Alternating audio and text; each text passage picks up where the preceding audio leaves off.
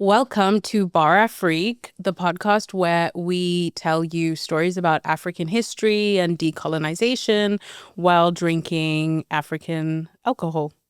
I'm Sarah Masiwa. And I'm Lynn Tala.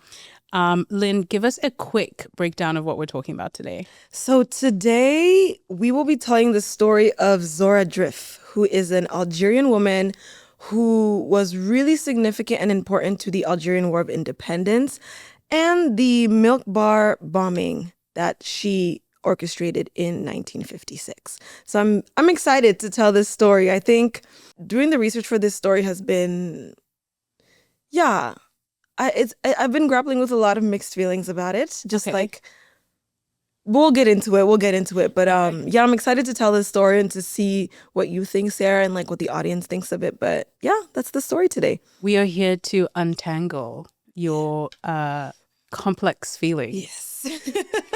Why don't we jump into today's episode? But Yes. before we do, a quick note on what we're drinking.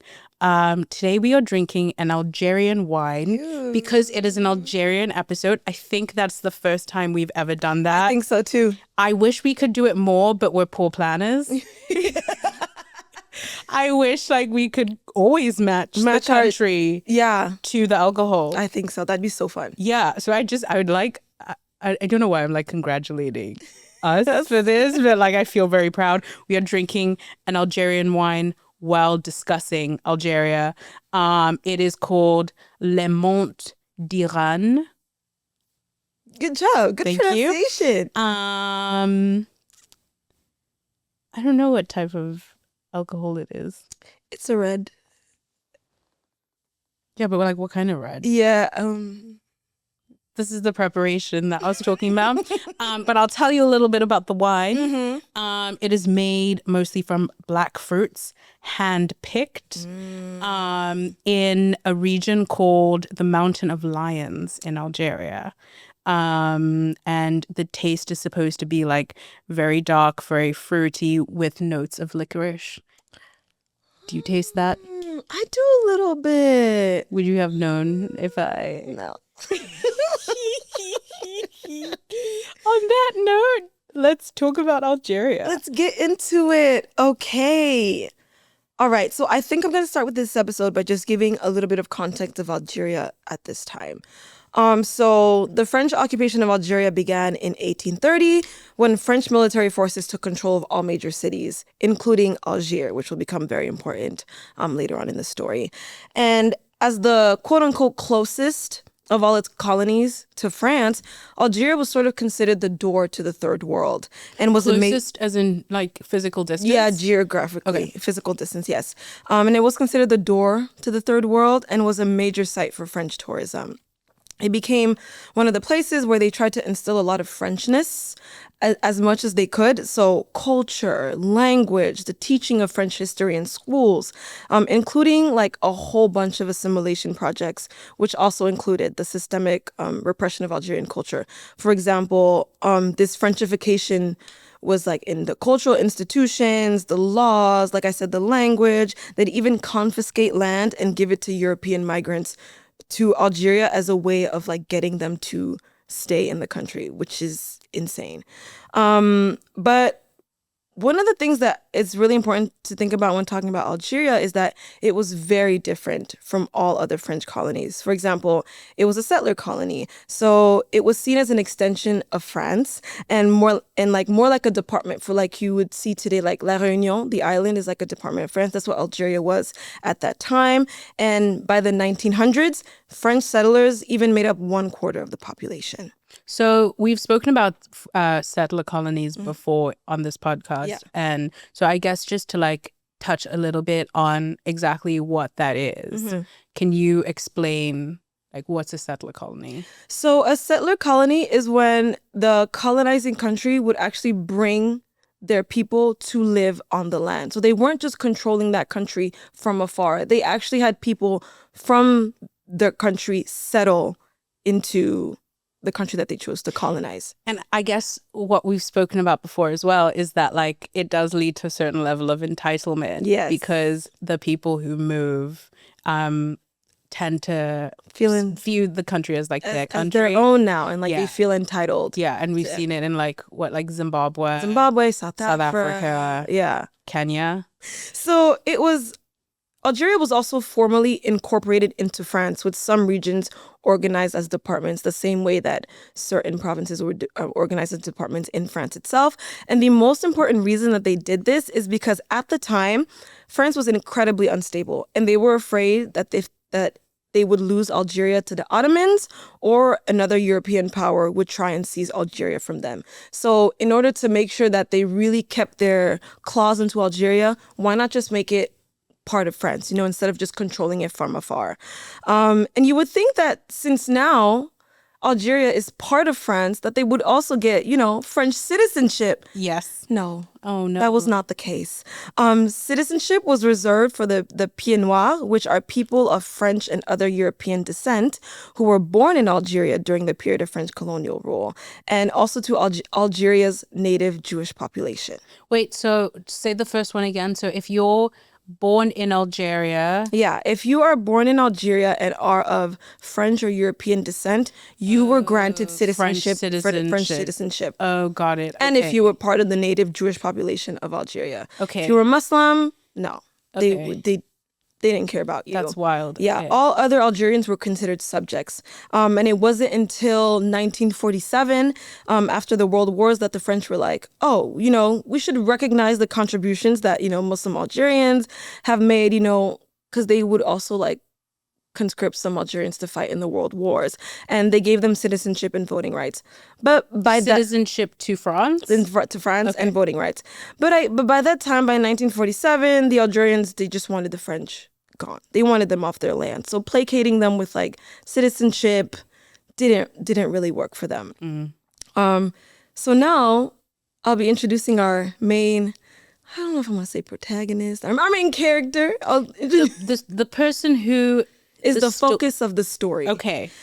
Her name is Zohra Drif. She is an Algerian woman, of course, born in a place called Tiare on December 28th, 1934, so well into the French occupation of Algeria.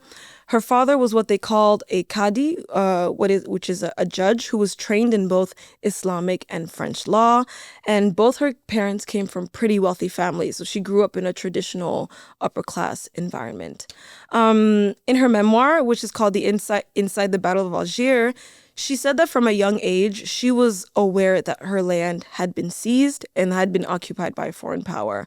Her mother and her aunt would always tell her stories about, which so-and-so tribes were the actual occupants of the land, and always making sure that Drif and her siblings knew their history and tried not to let them get sucked into French assimilation too much. And her mother's efforts to tell their story, to not let them forget like what their actual reality was like under French occupation, played an immense role in who Drif would become later in life, especially as a revolutionary.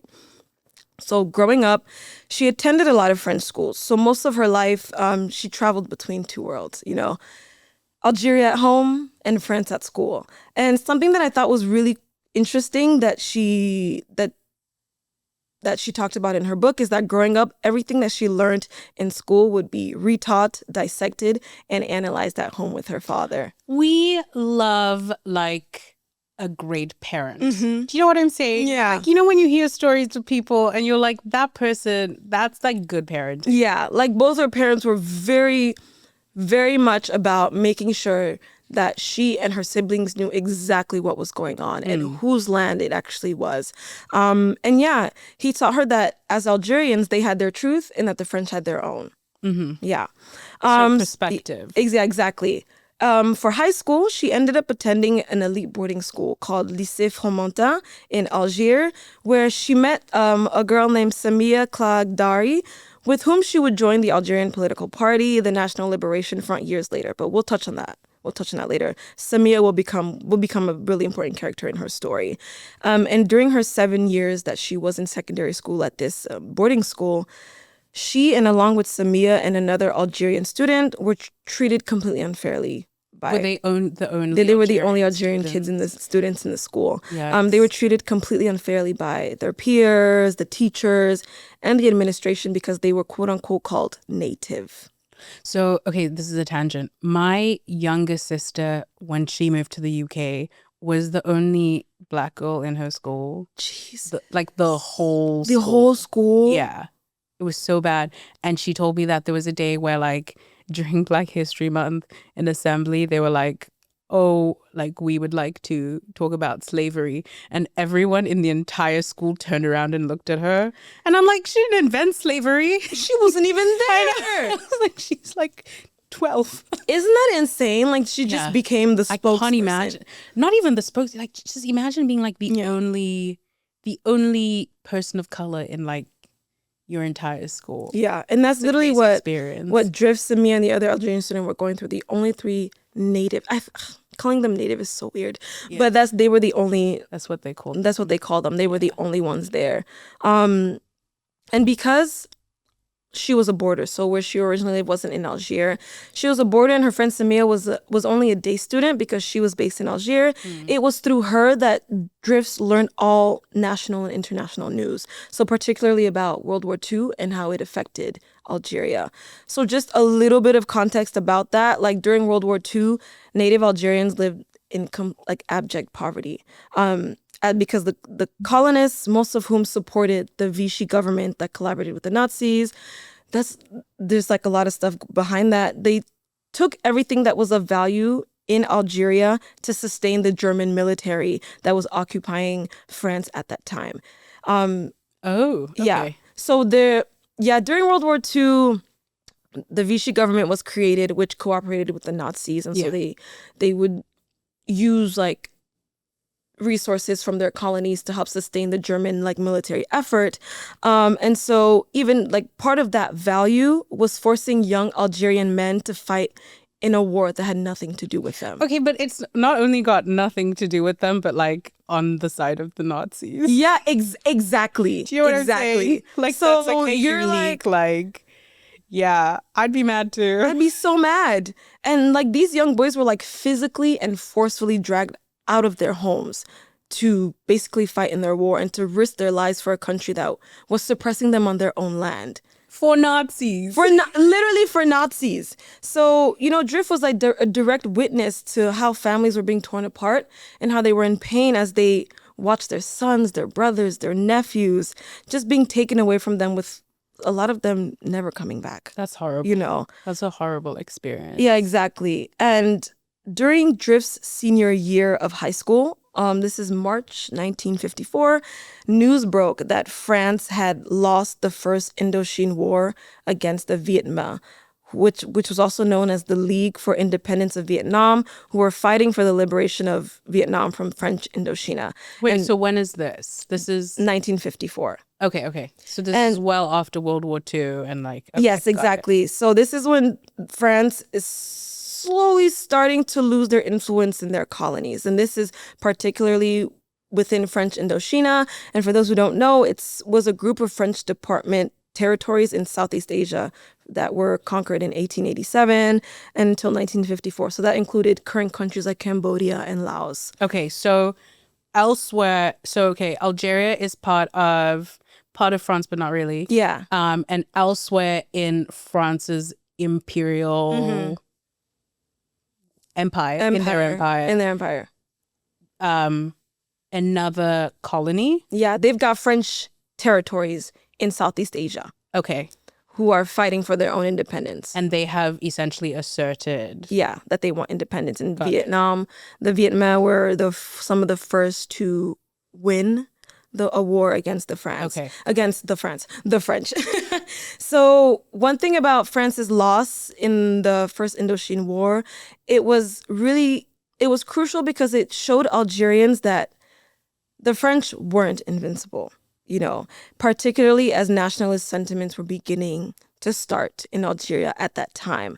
And also, there was also a series of massacres that occurred in 1945, which were perpetrated by the French, that really became the foundation for the radicalization of Algerian nationalists. And it became the foundation for the Algerian War of Independence, which would only begin a decade later. So 1960s? Okay. That's when the Algerian War of Independence would begin. Okay. So Drif ended up graduating high school during the summer of 1954 and was scheduled to attend the University of Algiers in November of that same year, where she would study law. And so she spent her summer back home in Vialar, where her days were spent reading and talking with her father and her uncles and brothers about the situation in Algeria and how nationalist parties were planning to respond.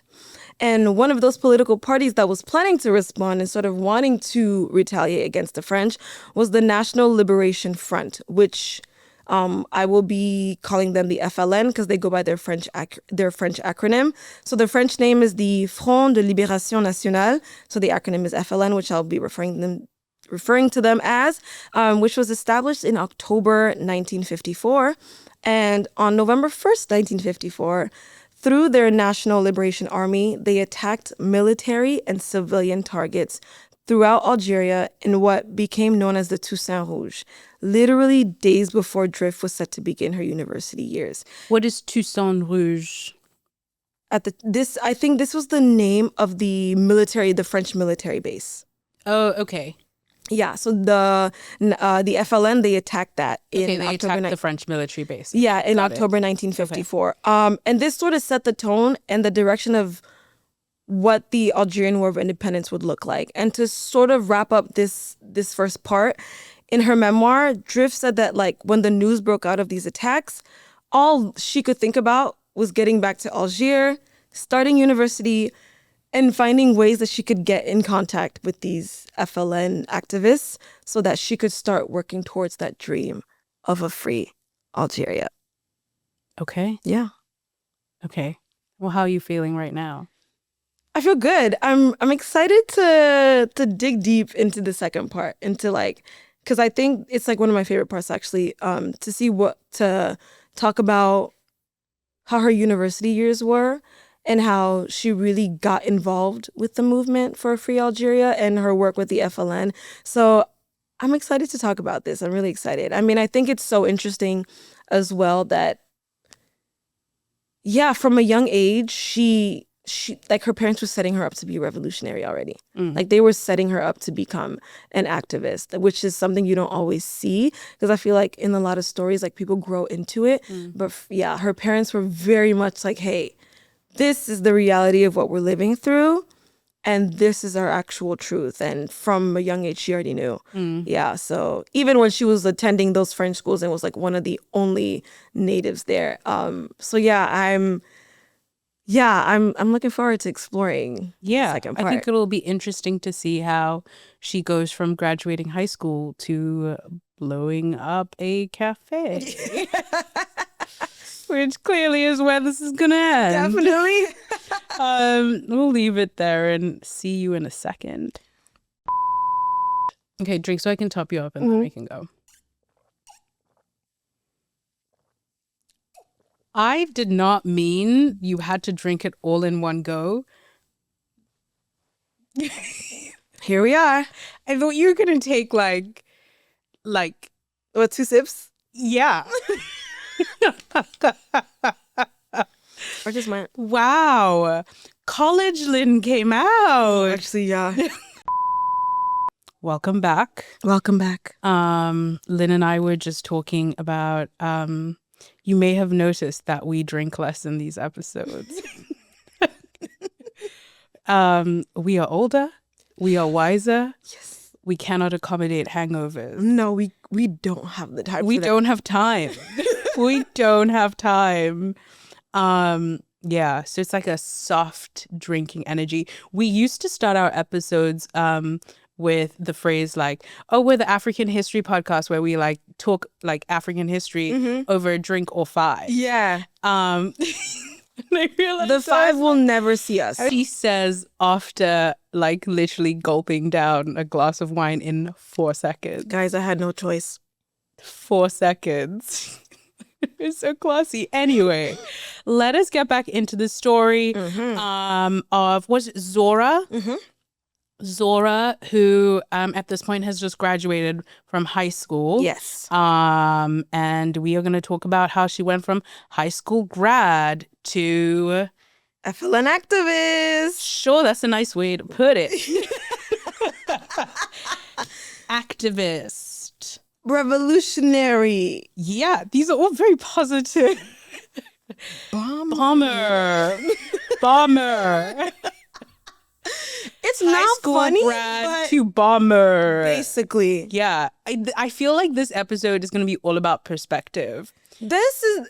Thank you. I'm so glad that you said that, Yeah. because we will come back to this. Yeah. at the end of the Yeah, episode. because like I can imagine people who went to high school. Can you see like especially like those non-Algerian kids being like, oh my gosh, I went to school with this girl called Zohra and like she didn't really talk to anyone and now she just bombed somewhere. Like you can totally see that being like the POV. Yeah, of someone. Like you said, it's really all about perspective when it Yeah. comes to this episode. And Yeah. we'll get into that. Okay, let's do it.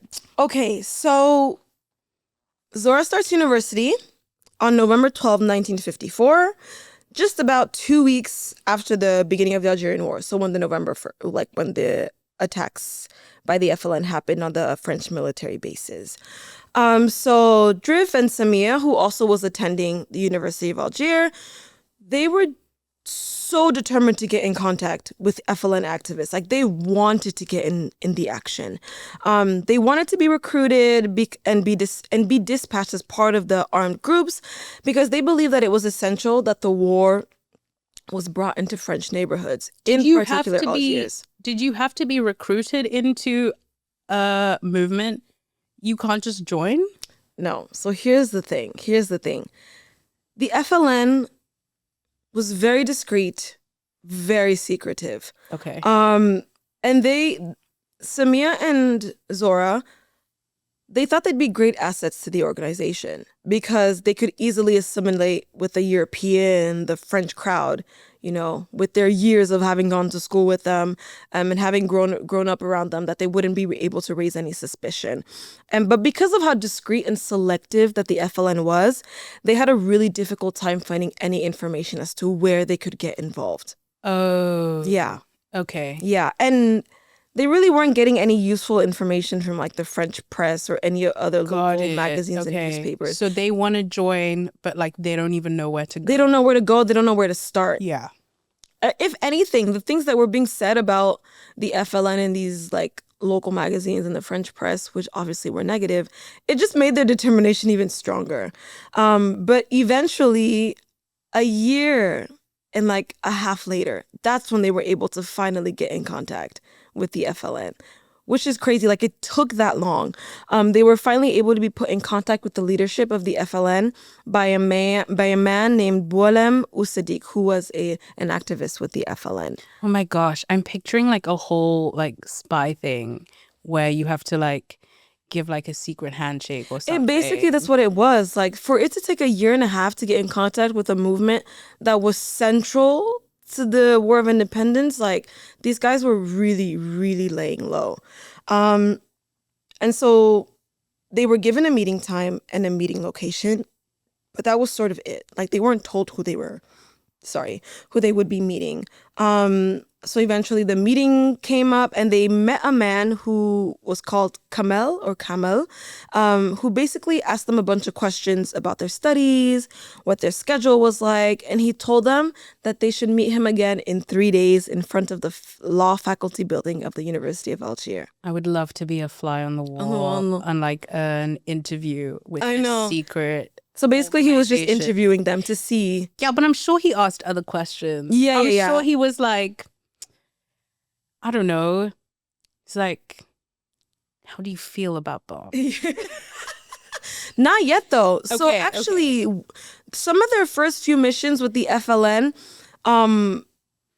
weren't really that big. But like the FLN is, if I'm understanding correctly, is an organization that is They were armed. They are armed. They had their own military. They're not. This isn't like a non-violent. No, like, we're no. gonna This is protest. not a This is non-violent like, we're gonna- organization. okay. They had their own military. So when they met up with Kamal 3 days after their first meeting, he handed them a bag with thick envelopes, and each of the envelopes bore a name and address of a recipient. All of them located in the same neighborhood. It's their first mission. Yeah, the first mission.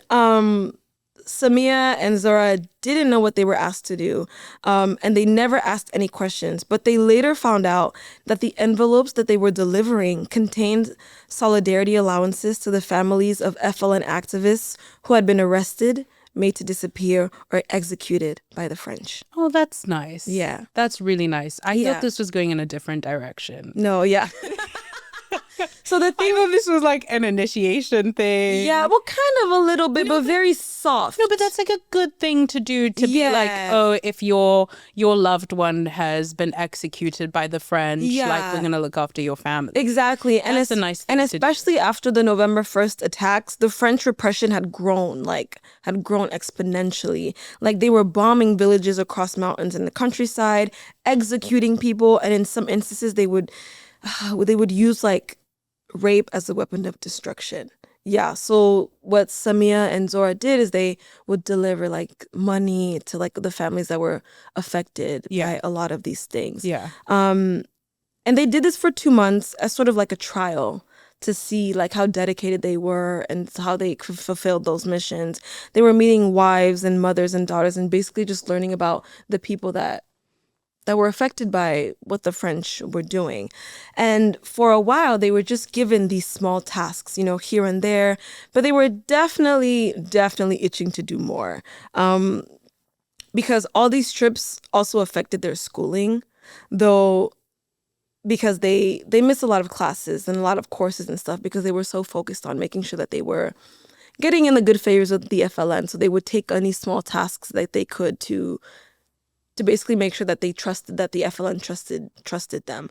But they didn't really seem to care that they were missing school because they weren't really learning about their own history while in university or about their own culture or their own people.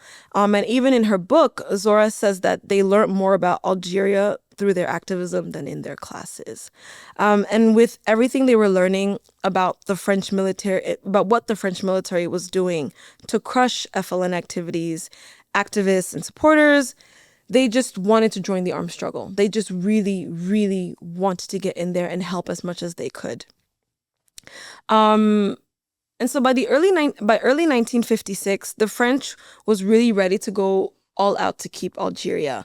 They increased the length of military service for its soldiers and basically inundated Algeria with an army of 500,000 equipped men, basically locking down the entire country. Wait, the 500,000 equipment, like, what does that mean? Like French soldiers? French soldiers Okay. in the country. Oh, okay. Yeah, basically they locked down Algeria. If my memory serves me correctly, was it not that Algeria was like in the hierarchy of French colonies, was like one of the most important? Yes. And because of that, like, they kind of put all Their eggs in that basket. Yeah, exactly. Yeah. Whereas like there are other French colonies that later on, like, they kind of like, don't want to say neglected, but definitely didn't prioritize as much. Yes, exactly. Because the French were, like we said, they were a settler colony, Yeah. and they became a department. So the French were really, really embedded in Algeria and really, really wanted to keep it.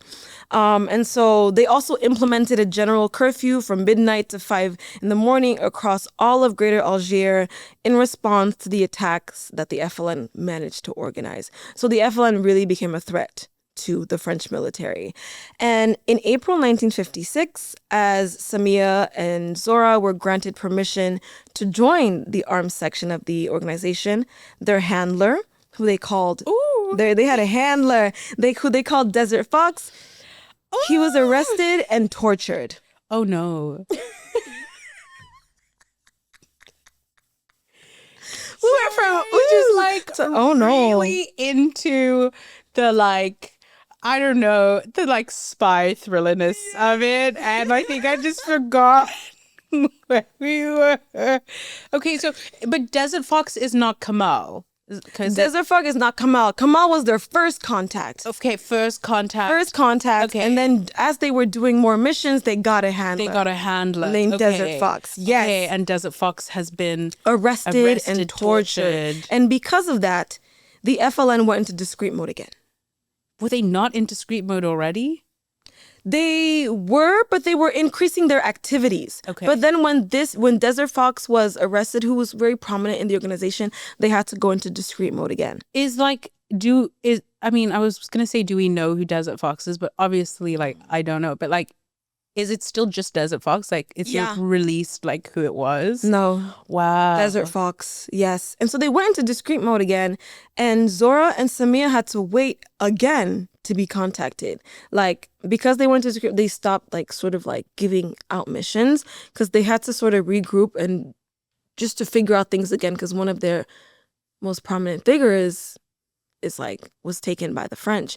So Samia actually ended up getting contacted by the FLN again in June of 1956, but only because she lived in Algiers. She's always been based in Algiers. Where is Zohra? Zohra went back home to Villalar because it was summer break at that point, and so she was there for the summer, but they contacted Samia first because she was already in Algiers. Got it, okay. And so Samia, while Zohra is in Villalar with her family, is completing various missions and was instructed to only tell Zohra about the reestablishment of contact at the end of the summer so that it would coincide with university classes resuming so there wouldn't be any suspicion. So they knew that Zohra was going to come back anyway. Yeah, I know, but no, it's going to get between their friendship. It did a little bit. Zohra felt a way about it a little bit, but she understood why they did it. Like, she understood why they did it. Yeah, but I mean, it's like, okay, it's like I go on summer holiday and then I'm like, Lynn, how's your holiday going? And you're like, so good. And you're going on missions without me. Without you, when you were like the one that really, really wanted to be in there. Yeah. I know. Oh, that would drive a wedge between us. Yeah, Zohra felt a way. She did feel a way, but she understood why. Okay, bigger picture. Yeah, exactly. There was a bigger picture to that. And so she ended up going back to Algiers when classes started. But her mom didn't want her to go. Her mom thought it was going to be too risky. Her mom really did not want her to go. I wonder how parents are feeling about this. But her dad was like... He was down? Supportive. Okay. Her dad was down. Interesting. Yeah, her dad was down. Okay. And like, I get why her mom would be like scared. Yes. Yes, it's risky shit. Yes. I mean, if your child joins like a clandestine movement where people are getting arrested and tortured, I'd be afraid too. Yeah. Okay. So her mom was afraid, but Zohra ended up going back to Algiers. And eventually, the day that these ladies were waiting for, and so the day that Zohra and Samia and this other girl named Jamila were waiting for to be given like an armed mission, finally happened for them. I just want to ask, like, how are you feeling about the desire to be armed at this point? Again, perspective. If I'm thinking about it in the eyes of somebody in 1956,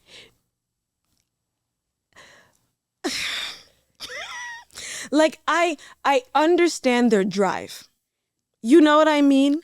And this is where I said I was so conflicted with this story because I understand their drive. Because it's sounding like they fundamentally believe that the struggle for independence cannot be successful without being violence. Armed. Without being armed. And so it's sounding like they don't believe that they can be effective members of the movement without being part of the armed And that's exactly what it was. Struggle. Exactly. That's exactly what it was. And they were ready for it. Like, they weren't afraid of the violence. They weren't afraid of being armed. Like, they were ready. Okay, so they get the call up.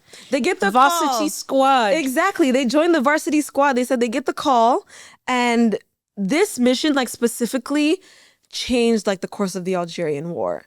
So here we are, September 30th, 1956. So one of the reasons that the three of them were chosen for this armed mission is because they had a certain look to them. They could blend in with the Europeans. They could blend in with the French. And they were each asked to pick a target. Zohra picked the Milk Bar Cafe. And they were told to study the areas of their choice, study the clientele of the location. They were told to choose clothing and shoes that wouldn't raise any suspicion. So to clarify, they're told that you're going to pick a place to... Pick a target to bomb. To bomb. Okay. And what is the Milk Bar Cafe? So the Milk Bar Cafe is this really popular hangout spot for Europeans and the French in the city of Algiers.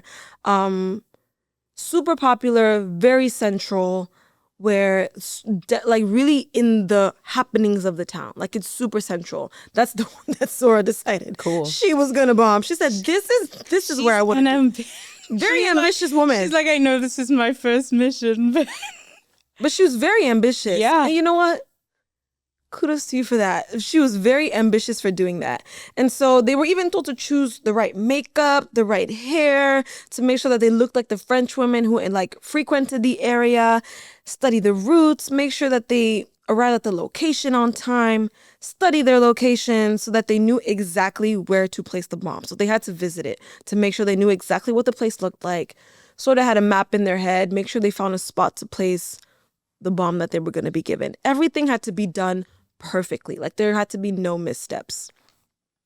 So the day arrives, September 30th, 1956, and each woman just went about, their normal morning routine, with the caveat that they knew that this would either be their last day or this would be like an extremely important day in the war for Algerian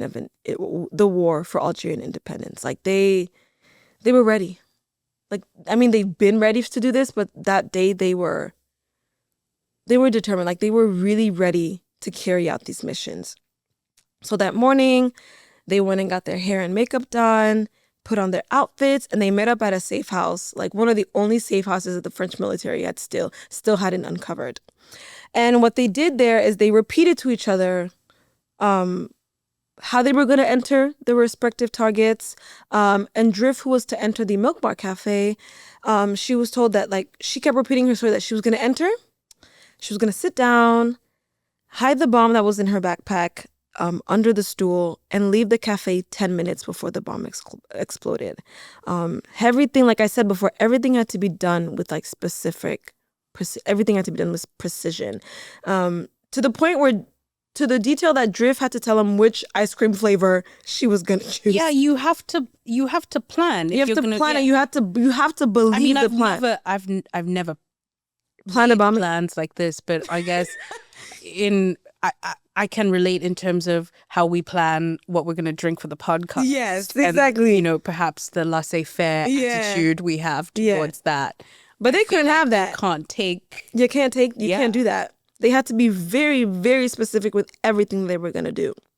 And again, the Milk Bar Cafe was the most difficult of the three locations because of how small it was, the transparent walls, and how central it was, and how close it was to French Army headquarters.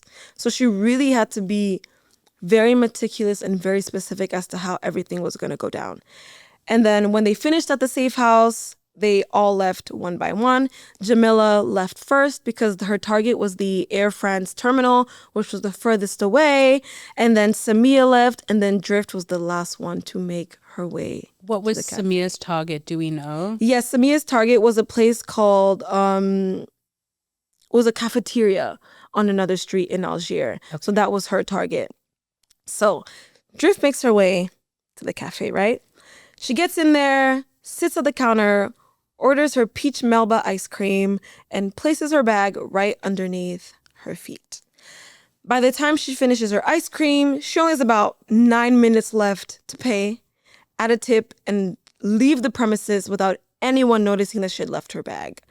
With 7 minutes left, after doing all the paying, the tipping, whatever, she slides off her stool, walks straight out of the cafe, extremely nervous. Like, she's walking out. Yeah. Very nervous. That eyes are, like when you're really nervous and you think like everyone's looking at you. That's exactly what she felt.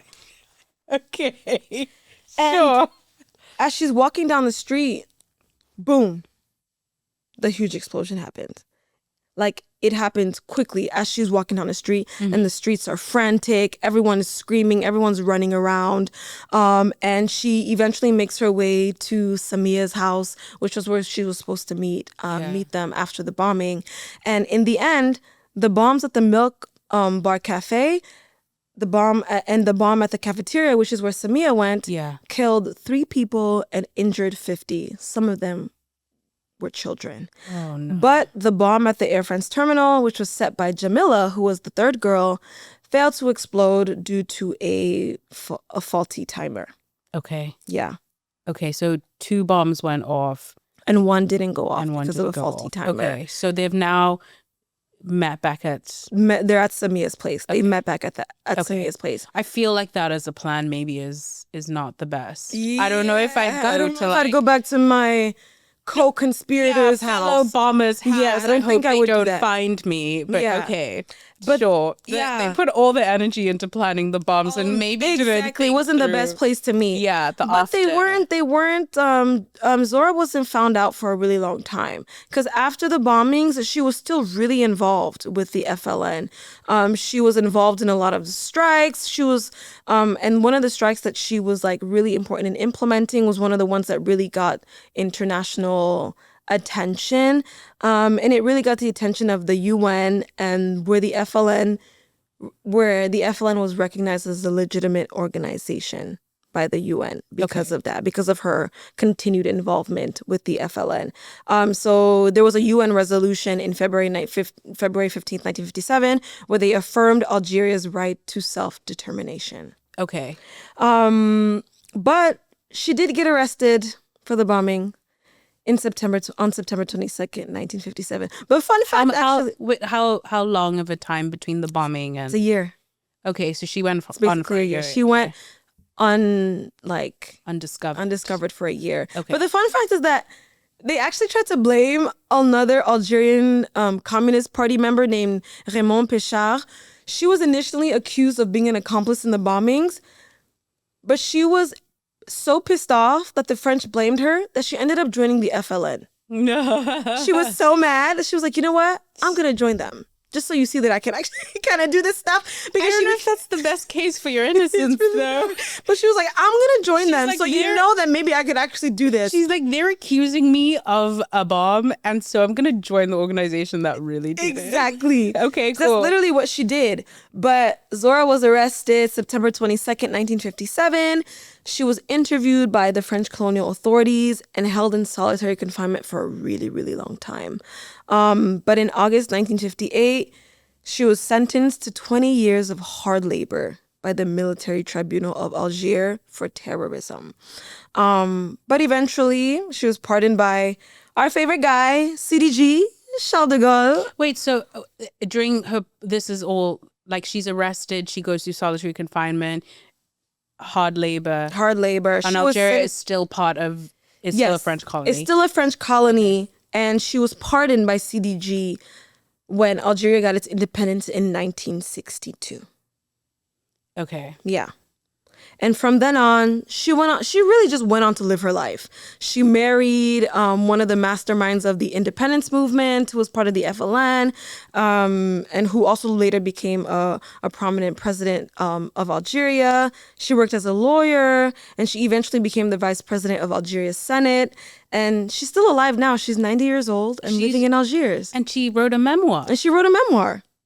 Okay. Yeah. So we have a couple of minutes, and I feel like let's talk, because there is something to unpack. And I think in the way you were telling the story, you obviously felt like there was some moral complexity. Yes. So what's the question in your head that you want to ask? How we understand violence in the context of those who are fighting for their liberation from an oppressive power. How do we grapple with that idea of violence inflicted on people? I mean, they were attacking civilian populations, the FLN, the same way that the French were also attacking civilian populations. How do we understand that? How do we contextualize that and understand that? You know what I mean? And for me, that was something that I was really grappling with. Yeah. I mean, I can tell you, I don't think we're going to land on an answer For sure. It's, yeah. today. I think it's one of those things that like I'll grapple with, you'll grapple with, many of the listeners of the podcast will grapple with. I mean, I can tell you just big picture, I guess, how like I kind of view it. Yeah. I like to look at it as like a historical thing of like Exactly. it is a product of its time and its place. Exactly. I think, you know, a lot of conversation that goes on right now is really talking about how we benefit from what's essentially the peace dividend. So the fact that a lot of us, largely the world is more peaceful or has been more peaceful in the last 20 years than it's ever been in the history of the world, right? And we all benefit from that. We all benefit from this like implicit agreement that has happened through the last few decades of like, hey, like instead of meeting violence with violence, we're gonna use diplomacy and we're gonna use like tariffs and we're gonna fight through Different legislation and, you know, and I think we benefit from that. And I think it's hard to put yourself into a world where they were not living in the peace dividend.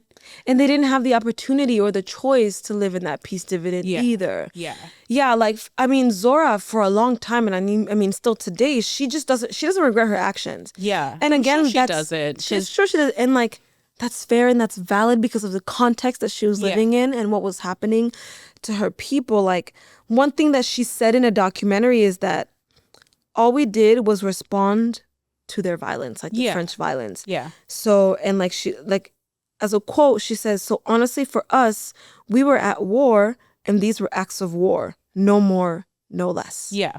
I can see that perspective of it. I can see how it's like, okay, it's a wartime mentality. Yeah. But I also don't think like we have to have like specific feelings about it either way. I kind of like the idea that like, because I think there's a tendency when you're talking about history to make some people heroes and make some people villains. You know, like we want to say like, even like, okay, Charles de Gaulle, like CDG, like we want to put him in a column of like villain. We want to put independence fighters in the column of like hero. But like the reality is that like it's so much more gray. You and I know that independence fighters, a lot of them end up being oppressive, authoritarian rulers. Exactly. So there's always that gray and complexity. There is complexity, and I almost think like sometimes like we don't have to. I mean, it's a bit hypocritical because what we do here is like tell things as stories, but sometimes we don't have to be so set in putting people in like one column or the other. Some things like are just some things just happen. They just happen, and they just are. That happens. It just is what it is. Yeah. And I think it was really interesting for me to grapple with this episode, to be in that mindset that things are complicated, things are gray. Yeah. And you can't really be putting people into categories. But then I also just feel like this need to acknowledge that, like, especially as Africans who live in like post-independence, like a lot of us are the beneficiaries of movements that were like of these movements, of the very violence violent, that they perpetrated. You know, I'm Zimbabwean. We got independence through like a brutal guerrilla war. Like, do I agree with using violence in that way personally?